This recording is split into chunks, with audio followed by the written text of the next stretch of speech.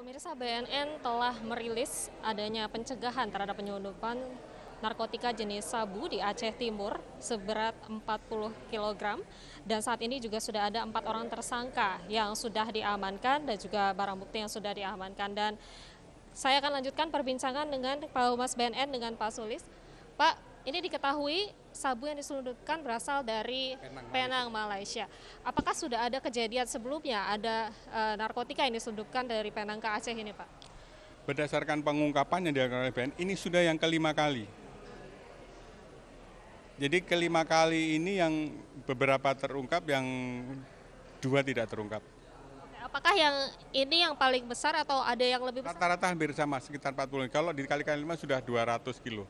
Apakah nanti akan ada koordinasi, Pak, untuk mengetahui siapa sebenarnya oknum di balik distribusi narkoba dari Penang ke? Sementara sedang dalam pendalaman, tetapi kami sudah tahu bisa memetakan bahwa jaringan Malaysia itu memang sebagai supplier, jaringan Indonesia ini sebagai distributor yang akan memasarkan, juga ada jaringan yang khusus transportirnya, yang menjemput di tengah laut, kemudian dibawa ke darat.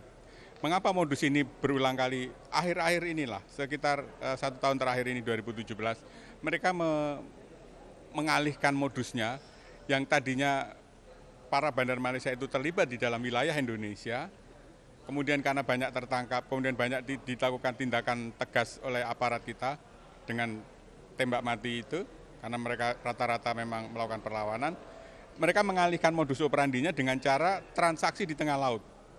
Jadi mereka hanya berlayar di tengah laut, di perairan internasional, kemudian kapal nelayan ini menggunakan speedboat atau kapal nelayan yang menjemput di tengah laut. Ini modus yang selama ini puluhan kali akhir-akhir ini sudah dikembangkan oleh mereka seperti itu, karena mereka tidak mau menanggung risiko untuk ditangkap di wilayah Indonesia. Mereka mungkin sudah jerat dengan tindakan tegas dari aparat kita. Pak, tadi Ibu Menteri Keuangan sempat mengatakan bahwa Indonesia tidak lagi menjadi tempat transit, tapi menjadi sasaran sendiri karena melihat pertumbuhan ekonomi Indonesia yang semakin bagus.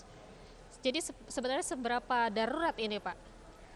Sebetulnya tidak, salah satu indikatornya karena daya beli kita memang meningkat. Tetapi yang paling utama adalah demand kita memang luar biasa besar. Demand kita tahun 2014 itu sekitar 4,22 juta. Mungkin itu terbesar di Asia. Mengapa bisa meledak seperti itu demand? Karena memang penegakan hukum di kita lemah. Kalau di Malaysia, bahkan di Cina sendiri sebagai negara yang produsen narkoba itu, pengguna saja di sana dihukum gantung, dihukum mati. Sementara Indonesia mengedarkan ratusan kilo bahkan ton, sudah divonis hukuman mati pun tidak segera dihukum mati. Berarti BNN juga berpendapat bahwa perlu ada pemberatan hukuman bagi pengedar. Pemberatan hukuman dan konsistensi. Kalau sudah divonis hukuman mati oleh pengadilan berkekuatan hukum tetap, ya segera selaksanakan itu, karena itu akan memberikan efek jerah yang lain. Nah, buktinya mereka mengalihkan modus operandi dengan mentransaksikan, menyerahkan serah terima itu di tengah laut, karena mereka takut dieksekusi di Indonesia. Mereka mengalihkan modus operandi. Kan berarti itu bukti bahwa mereka jerah sebetulnya. Memang harus ada tindakan tegas seperti itu pada mereka. Pak, kita tahu juga peredaran narkoba ini juga terjadi di lapas, Pak. Di mana kalapasnya sendiri juga ambil peran begitu. Bagaimana sebenarnya koordinasi antara BNN dengan juga Kemenkumham dalam hal ini ya, untuk mengawasi bagaimana sebenarnya peredaran narkoba di lapas ini?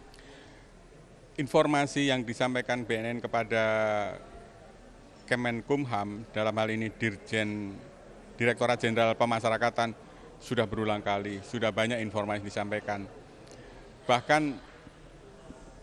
hampir setiap pengungkapan kasus besar yang dirilis oleh BNN mengkait dengan pelaku yang ada di dalam lapas. Kalau misalnya sikap dari pihak Kemenkumham proaktif begitu ya, pasti ada perubahan yang signifikan. Sejauh ini bagaimana BNN melihat? Makanya terjadi terus. Dari mulai dulu Freddy Budiman membuat sabu di dalam lapas di Pinang, kemarin Haryanto Chandra di dalam lapas dengan fasilitas kamar yang sebegitu rupa, ada token, ada laptop, ada CCTV, bahkan monitor CCTV ada di dalam ruangan dia, ada fasilitas makannya pakai prasmanan, sabu-sabu, memakai narkoba di dalam ruangannya. Itu semua kan memang tidak mungkin tidak diketahui lah. Tidak mungkin tidak diketahui. Pasti Melihat diketahui. fakta tersebut, apa langkah yang akan diambil Pak? Ya berharapnya sih BNN ada langkah-langkah perbaikan yang secara mendasar terhadap sistem pengawasan, sistem pengamanan, baik terhadap warga binaannya maupun kepada perilaku oknum-oknum yang berinteraksi dengan para narapidana itu. Kalau tidak dirubah sistem pengawasannya, ya akan terjadi terus. Ceritanya akan berulang-ulang seperti ini terus. Apakah BNN juga akan turun langsung mengawasi bagaimana? Tentu kalau turun langsung kita tidak bisa intervensi, itu kewenangannya ada pada institusi Kemenkumham.